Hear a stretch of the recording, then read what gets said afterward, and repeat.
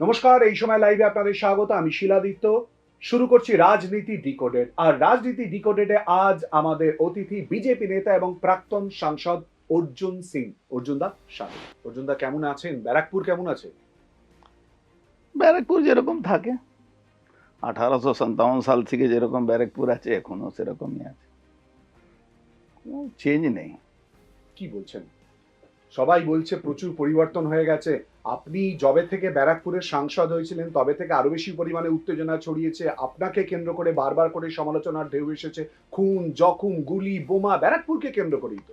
2019 সালে থেকে 24 সাল কটা খুন আর কটা হয়েছে, আর 24 থেকে 25-এর মধ্যে কটা হচ্ছে, 26-এ কটা হলো।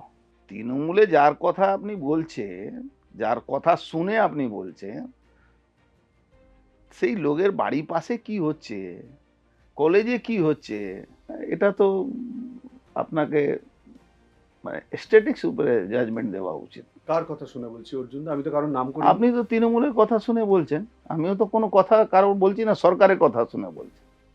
তো সরকারি যারা আছে, সরকারি লোক আছে, আমলা আছে, সেই আমলা তার সরকারি পার্টির লোকদের সঙ্গে কথা বলুন না। যত ক্রিমিনাল লাতখোর ছিল তারা কাউন্সিলর হয়ে গেছে, পঞ্চায়েত মেম্বার হয়ে গেছে।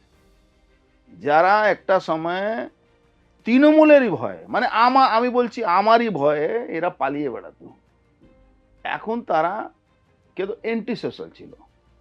তারা কেউ 2বার ড্রাগস কেস খেয়েছে, কেউ 3বার খেয়েছে, কেউ রেপিস্ট আছে, কেউ ড্রাগিস্ট আছে, কেউ কার কার বাড়িতে বম ব্লাস্ট হচ্ছে, সে তৃণমূলের কাউন্সিলর আছে, নেতা আছে। কি বলছেন আপনি? তো ব্যারাকপুর যেরকম ছিল সেরকমই থাকবে, যতক্ষণ বিজেপি ক্ষমতায় না আসলে সেরকমই থাকবে। আপনার ভয় পালিয়ে বেড়াতো, আপনি ভয় দেখাবেন কেন? আচ্ছা, অপরাধীকে ভয় না দেখালে কি অপরাধীকে চুমু খাবো? আপনাকে দায়িত্ব নিতে কে বলেছে? আমাকে দায়িত্ব নিয়ে আমার বিবেক বলেছে। এই চোরটা আমাকে সমাজ কেন এমএলএ এমপি বানাবে? তার জন্য তো আইন আছে অর্জুন দা। আইন কোথা? বাংলা আবার আইন আছে নাকি? কি বলছেন? সিপিএম জামানায় আইন ছিল, এখনো কি আইন আছে? আপনি তৃণমূল করেননি? করেছি। আইন আইন বলে কিছু নেই। আইন কি আছে? পুলিশের আইন চলছে। বিরোধীদের অভিযোগ আপনি তো অপরাধী। আমি অপরাধী থাকলে বিরোধীরা থাকতে পারতো নাকি? আমি তো অপরাধী নয়, আমি তো পলিটিশিয়ান। আপনি এত ধমকে চমকে কথা বলেন কেন আমি অর্জুন দা? কবে এই তো ধমকালাম? আপনি বলছেন আমি আপনার আমি যদি অপরাধী হতাম থাকতে পারতো নাকি? সেই তো, আমি যদি অপরাধী হতাম এই চুনুপুটি চোরটারা থাকতে পারবে?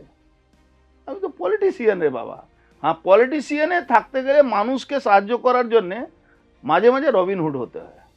সেই রবিনহুডও যদি আপনি আমাকে বলেন, আমার কোনো আপত্তি নেই। আমি সনাতন ধর্মকে যেভাবে ক্ষতি হচ্ছে বাংলায়, সেই সনাতন ধর্মের একজন মানুষ হিসাবে আমি আমার অবস্থানটা ক্লিয়ার করে নিয়েছি কি আমাকে কি করতে হবে, আগামী দিন কি না করতে হবে। বাংলায় যে অবস্থা আছে, বাংলাদেশ থেকে লোক পালিয়ে আসলো একটা সময়ে এই মুসলমানদের অত্যাচারে, আজকে পশ্চিমবাংলা থেকে তার পালাবার সময় এসে গেছে। হুমায়ুন কবির টন করে লাফিয়ে বেড়াচ্ছে, আইএসএফ বুঝে নেবে, দেখে নেবে করছে। মালদা মুর্শিদাবাদ প্রায় বাংলাদেশ হয়ে গেছে।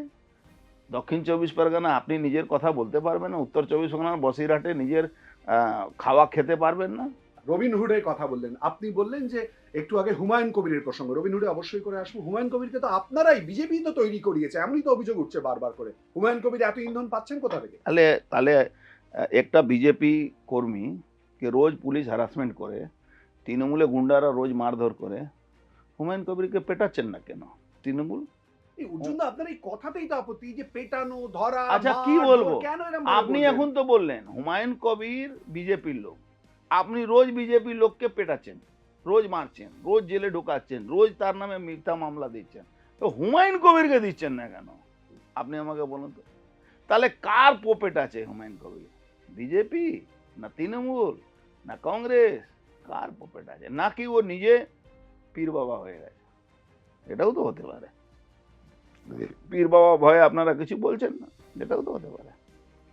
আপনি নিজেকে রবিনহুড বলে দাবি করছেন, কেন রবিনহুড? দেখুন, আপনার বিরুদ্ধেই সব থেকে বেশি অভিযোগ। আপনার বিরুদ্ধে গুন্ডামির অভিযোগ, আপনার বিরুদ্ধে ভয় দেখানোর অভিযোগ, আপনার বিরুদ্ধে বন্দুক নিয়ে ঘোরার অভিযোগ, আপনার বিরুদ্ধে দুষ্কৃতীদের শেল্টার নিয়ে থাকার অভিযোগ। আপনার বিরুদ্ধেই তো অভিযোগ, আপনি আবার রবিনহুড আজ কিসের? পর্যন্ত দুষ্কৃতীরা কোনোদিন, দুষ্কৃতীরা আমার থেকে ভয় পায়।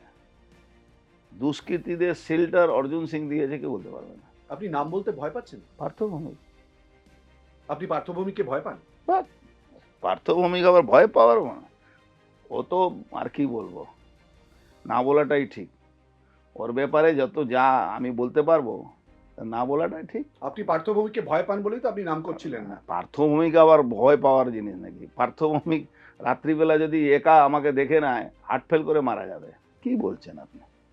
অর্জুন দা নিজে যেচে পার্থভৌমিকের প্রসঙ্গ তুলেছেন। পার্থভৌমিক মাত্র কয়েকদিন আগে আমাদেরকে ইন্টারভিউ দিয়েছেন এবং রাজনীতি ডিকোডেডে এই সময় লাইভে তিনি বলেছেন অর্জুন সিং 2000 টাকা দিয়ে কাউকে যদি মার্ডার করতে আসে তুমি কিন্তু ছাড়া পাবে না। এই এই ওয়াক্যটা মানেটাই বুঝলাম না আমি। 2000 টাকা দিয়ে মার্ডার হয় আমি জানি না, এ ও জানতে পারে। আপনি কি করে জানলেন এর থেকে বেশি টাকা লাগে মার্ডার করতে? আমি জানি 2000 টাকা তো এখন কমিউনিটি ল্যাট্রিনে গেলে 2000 টাকা খরচ হয়ে যায়। কি বলছেন আপনি? 2000 টাকাতে মার্ডার হয় নাকি? সরকার না থাকলে না এদেরকে ওই সিনেমাতে আগে ব্ল্যাক ইয়ার থাকতো, ব্ল্যাক ছোটবেলা শুনেছেন তো, ব্ল্যাক ইয়ারদের কাছে টিকিট, অনেক টিকিট আগে নিয়ে ব্ল্যাক কার্ড, সিনেমা হলের বাইরে। এই ব্ল্যাক ইয়ার হয়ে যাবে। এই সিনেমা টিকিট বিক্রি করা ব্ল্যাক ইয়ার। একে সরকার আছে, ক্ষমতা আছে, পুলিশ আর মমতা ব্যানার্জি গুন্ডা একসঙ্গে মিলে গেছে, এমপি হয়ে গেল, এমএলএ তো আমরাই বানিয়েছিলাম। সবাই গুন্ডামি করছে আর আপনি কিছু করছেন।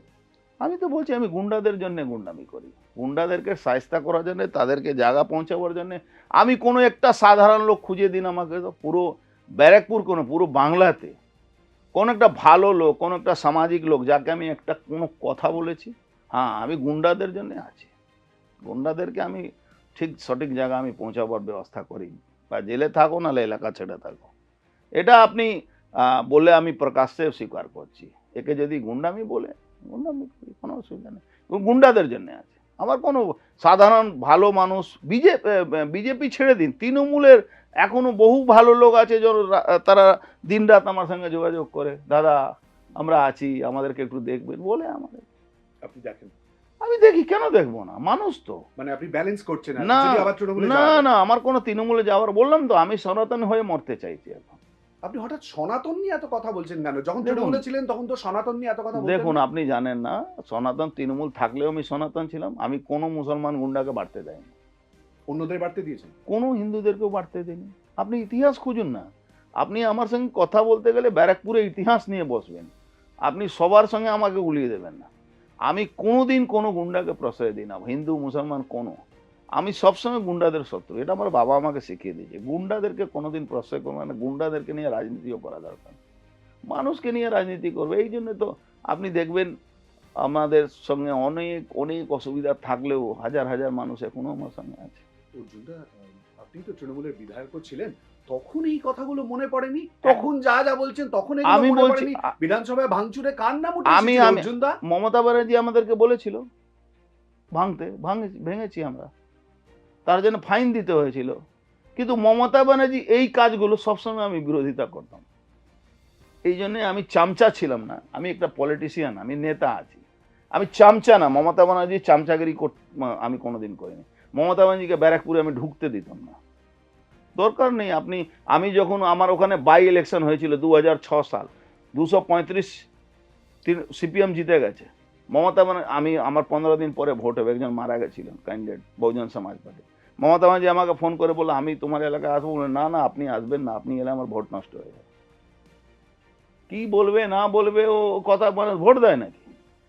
ঘটনাক্রম আছে। এখন মাইনরিটি ভোট ক্যাপচার করেছে, ফলস ভোট, মরা ভোট, 150 বছর বয়স যার হয়েছে সেও ভোট দিয়ে যাচ্ছে, পুলিশ প্রশাসনকে কবজায় নিয়েছে। আর বিরোধী শক্তি সেরকম সক্রিয় নেই, সেরকম মজবুত নেই, তাই জন্য জিতে যাচ্ছে। তাহলে ও কি করে জিতবে? বিরোধী শক্তি সক্রিয় নেই, তাহলে আপনারা কি 2026 আসছেন না? আমি কি বলছি, বিরোধী শক্তি সক্রিয় নেই, তার জন্যই তো ক্ষমতা আছে। আপনারা তাহলে 2026 ক্ষমতায় আসছেন আবার না? আপনি ভুল বলছেন। আমি বললাম বিরোধী শক্তি সক্রিয় নেই, তার জন্য ও ক্ষমতা আছে। আজকে বিরোধী শক্তি সক্রিয় হবে, 2026 ক্ষমতা চলে যাবে, এইটা বলছে। এখনই তো সক্রিয় নেই, তাহলে বিরোধিতা না জন্য না কিসের না, বিরোধিতা? বিরোধী শক্তি সক্রিয় নেই, তার জন্য উনি ক্ষমতায় আছেন। বিরোধী মানে বিজেপির শক্তি নেই? আমি কি বললাম, বিরোধী শক্তি সক্রিয় যদি থাকতো তাহলে উনি কোনোদিন ক্ষমতায় থাকতে পারতেন না। আজকে কিন্তু বিরোধী শক্তি একটা সক্রিয় ভূমিকাতে আছে। শুভেন্দু অধিকারীর নেতৃত্বে আমরা বাংলায় একটা ব্যাপক আন্দোলন গ্রাউন্ড লেভেল থেকে, গ্রাউন্ড জিরো থেকে টপ অব্দি লড়াই লড়ছি। আপনি 2026-এর রেজাল্ট দেখবেন, মানুষ রাস্তায় ঘাটে যখন যাচ্ছে আসছে তার কথা শুনবেন, আপনি বুঝতে পারবেন। আপনি হ্যাঁ, শুভেন্দু অধিকারীর নিশ্চিত। লবির লোক? না, আমি কোনো কারো লবি না। শুভেন্দু অধিকারী বিজেপিতে আমার পরে এসেছিলেন। আমি কোনো লবি ফবি করি না। আমি লবি করলে আমি অনেক কিছু পেতে পারবো, কিন্তু আমি যা আছি আমি নিজের ক্ষমতার উপরে থাকি। হ্যাঁ, শুভেন্দু অধিকারী লড়াইটাকে আমি স্যালুট জানাই, কেন শুভেন্দু অধিকারী বাংলায় যে লড়াই দেওয়া দরকার আছে সেই লড়াই উনি দেন। এর জন্য শুভেন্দু অধিকারীর সঙ্গে আমরা ওনার যে আইডিওলজি, ওনার যে সিস্টেম, ওনার যে তৃণমূলের বিরুদ্ধে লড়াই করার যে কায়দা, সেটা আমরা সাপোর্ট করি। আপনি শ্রমিক ভট্টাচার্যের নাম বললেন না, সুকান্ত মজুমদারের নাম বললেন না, দিলীপ ঘোষের নাম বললেন না, শুধুই শুভেন্দু অধিকারী। মানে যেটা ভালো লাগবে, যেটা ভালো আছে তার জন্যই তো বলবো। উনি আমাদের শ্রমিকদা আমাদের সভাপতি আছেন, সুকান্ত মজুমদার আমাদের মন্ত্রী আছেন, যার যেটা কাজ আছে সেটা করছে। পার্টি যখন শুভেন্দু অধিকারীকে আন্দোলনের মুখ করেছে, শুভেন্দু অধিকারী নাম আমি বলছি। মুখ্যমন্ত্রী কে হবেন যদি জেতেন? দেখুন, মুখ্যমন্ত্রী দেখুন জিতবো আমরা শিওর, আর মুখ্যমন্ত্রী তো দল ঠিক করে না, সেটা আমি আপনি তো ঠিক করবো না। দিলীপ ঘোষের নাম পর্যন্ত করছেন না কেন? দিলীপ দা নাম না করার কি আছে? দিলীপ ঘোষ মতন আছেন। বিজেপি সংগঠন কি রাজ্য বিজেপি দেখুন, সংগঠন? দিলীপ ঘোষের মানে যে ফেস, দিলীপ ঘোষের ফেসটা একটা জায়গা অনেকটা মানে হলো, ব্যাকফুটে চলে গেল যখন উনি বলে মমতা ব্যানার্জি তো চুরি করেননি। এটাতে বাংলার মানুষ বা বিজেপি দলের লোকরা ভালোভাবে নেয়নি। তারপরে আবার দলে উনাকে আমাদের অমিত শাহজি উনাকে মিটিংয়ে ডেকে কি কথা হয়েছে সেটা অমিত শাহজি জানতে পারে। তার জন্য উনি আছেন, আমার দল উনাকে মানছে, দল উনাকে ডাকছিল না, আমি উনার নাম নিচ্ছিলাম না, দল উনাকে ডাকছে। আমার তো কোনো উনার সঙ্গে আমার ব্যক্তিগত কি অসুবিধা? কোনো অসুবিধা নেই। মানে দিলীপ ঘোষকে মানতে আপনার খুব অসুবিধা? না, আমার কোনো অসুবিধা নেই। দল যাকে যে দায়িত্ব দেবে, আজকে শ্রমিক ভট্টাচার্যকে সভাপতি করেছে, তো দিলীপ দা আমাদের শ্রমিক ভট্টাচার্য আমাদের সভাপতি আছে, আমাদের লিডার আছে, না মানার কি আছে? কিন্তু সবার একটা আলাদা আলাদা, দেখুন এটা তো প্রাইভেট লিমিটেড কোম্পানি না বিজেপি। বিজেপি একটা সংগঠিত দল, সেই দলে সবার সব রকম আলাদা আলাদা কাজ আছে। এই কাজটা সবাইকে পার্টি দায়িত্ব দিয়ে দেয়, যে যা কাজ আছে সেই কাজটা করে। কেউ কোনো কাজের ইন্টারফারেন্স করে না, যার যেটা কাজ আছে সেটা করে। রাজ্য বিজেপি সংগঠন খুব দুর্বল। দেখুন, রাজ্য বিজেপি সংগঠন দুর্বল ছিল নিশ্চিতভাবে, কিন্তু এখন রাজ্য বিজেপি সংগঠন বলতে গেলে মানুষ এখন বিজেপির ক্যাডার হয়ে গেছে। এটা গুড সাইন। যদি 2011 সালের আগে 9 সাল দেখেন, তাহলে সিপিএমের বিরুদ্ধে তৃণমূল মজবুত ছিল না, সিপিএমের বিরুদ্ধে মানুষ কিন্তু তৃণমূলের ক্যাডার হয়ে গেছিল। সেম থিং এখন মানুষ কিন্তু বিজেপির ক্যাডার হয়ে গেছে। বিজেপি হয়ে মানুষ কিন্তু সাপোর্ট দিচ্ছে, তার জন্য বিজেপি দেখবেন এই লড়াইটা করতে পারছে। কথা আসুন পাবেন? সরকার আসবে, আসনে তো এখন ক্যালকুলেশনে বসেনি, সরকার নিশ্চিত আসছে। আর যদি কি বলা যায়, হুমায়ুন কবির আর যারা আরও বিরোধী শক্তি আছে কংগ্রেস সিপিএম, যদি তাদের পারফরমেন্স একটু ভালো থাকে, তাহলে তৃণমূলের মানে কি বলা যাবে, তৃণমূলের খুব অবস্থা খারাপ। মদন মিত্র যদি তৃণমূল কংগ্রেসের প্রার্থী হয়, অপরদিকে যদি অর্জুন সিংকে প্রার্থী করতে বলা হয়, অর্জুন সিং কি ভয় পাবে? দেখ, মদন মিত্র সঙ্গে আবার ভয় পাওয়ার কি আছে? মদন মিত্র তো, আপনি বাংলায় কেউ নেই যে আমার সঙ্গে যাকে আমি ভয় পাই। মমতা ব্যানার্জিকে আমি ভয় পাই না। আজকে আপনার সামনে আমি বলুন ব্ল্যাঙ্ক কাগজে সই করে চলে যাচ্ছি, উইথড্রল লেটার আপনি ভরে জমা করে দেবেন, আমার সিকিউরিটি লাগবে না। আমি রিয়েলি বলছি, সিকিউরিটিটা কি করে? কিছু করে না।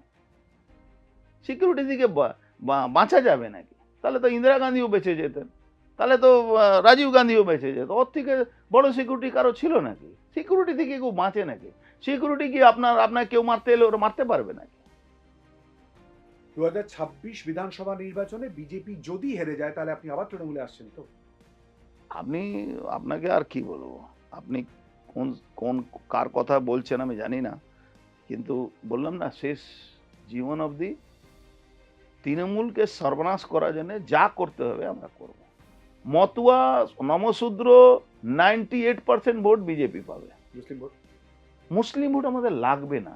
আমরা চাইছি হিন্দু যে 70% ভোট আছে, বা আপনার হিসাবে যদি ধরুন 65% ভোট আছে, তো 65%-এ 90% ভোট যাতে বিজেপি পায়, যেটা হরিয়ানায় পেলো, যেটা মহারাষ্ট্রে পেলো, যেটা বিহারে পেলো, সেই চেষ্টা আমরা করছি। পলিটিক্যাল লোক তো পলিটিক্যাল অ্যানালাইসিস উপরে কাজ করবে না।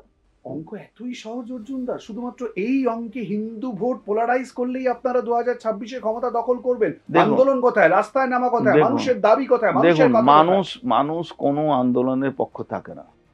কি বলছেন আমি আপনাকে বলবো, সিঙ্গুর আমার নন্দীগ্রাম সেই আন্দোলন আমার যার জন্য 2011-এর পরিবর্তন। আপনি আমার কথাটা শুনুন। মানুষ এখন বর্তমান যদি 5 বছর 7 বছর যদি আপনি ক্যালকুলেশন করুন, কারো কাছে সময় নেই কোনো আন্দোলন করা। মানুষ নেগেটিভ ভোটের উপরে মানুষ নিজের বিচার মানে ঠিক করে, মাথাটা ঠিক করে। তৃণমূল কোনো স্তরে কোনো লেভেলে তৃণমূলকে মানুষ চাইছেন না।